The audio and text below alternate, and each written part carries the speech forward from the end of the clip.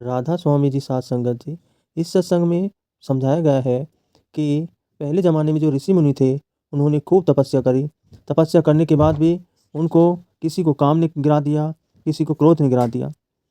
इतनी तपस्या अगर हम एक पूर्ण गुरु के नाम लेकर करते हैं, तो हमें कोई रुकावट नहीं आ सकती और हम उस सचखंड के हकदार हो जाते हैं, अगर हमें अपने गुरु के कहे में चलते हैं।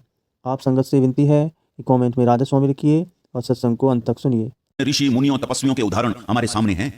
हजारों हजारों साल तप करने के बावजूद किसी को काम ने गिरा दिया, किसी को क्रोध ने। वो इसलिए क्योंकि अपने मन के पीछे लगकर भक्तियां की। नतीजा क्या हुआ?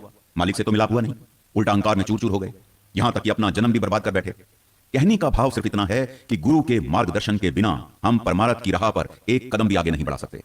तो फिर अब मन में सवाल पैदा होता है कि हम किसे अपना गुरु बनाएं। स्वामी जी महाराज फरमाते हैं, गुरु सोई जो शब्द सनेही, शब्द बिना दूसर नहीं सही, शब्द कमावे सो गुरु पूरा, उन चरणन की हो जा धूरा। आप फरमाते हैं, जो गुरु शब्द का भेदी हो, खुद भी शब्द का अभ्यास करता हो और अपनी शरण में आए हुए जीवों को भी अंतर्मुख शब्द या नाम के अभ्यास की युक्ति सिखाता हो। बाबा कबीर भी यही फरमाया करते थे कि गुरु गुरु में भेद है, गुरु गुरु में भाव, कबीर ऐसा गुरु नित बंधिए जो शब्द बतावे ताओ। कोई शब्द का भेदी, अगर भाग से ऐसा गुरु मिल जाए तो मनुष्य जन्म में आने का हमारा मकसद ही पूरा हो जाए, क्योंकि गुरु के माध्यम से ही हमारा उस मालिक के साथ मिलाप हो सकता है। हालांकि दुनिया में गुरुओं की कमी नहीं, गुरु तो बहुत हैं, लेकिन नाम का भेद देने वाला कामिल मुर्शिद उस मालिक की कृपा के बगैर नहीं मिल सकता। गोस्वामी तुलसीदास जी के बोले हैं कि बिन हरि कृपा मिले नहीं संता। महाराज भी यही समझाया करते थे कि अंधे की ताकत नहीं कि वो आंखों वाले को पकड़ ले, जब तक आंखों वाला दया करके उसे अपनी उंगली ना पकड़ा दे या उसे आवाज देकर अपने पास ना बुला ले। यही बात आपने फरमाई कि कृपा करे गुर पाइए। कृपा करे से आपका सीधा सीधा इशारा उस कुल मालिक की तरफ है जिसने सारे संसार की रचना की।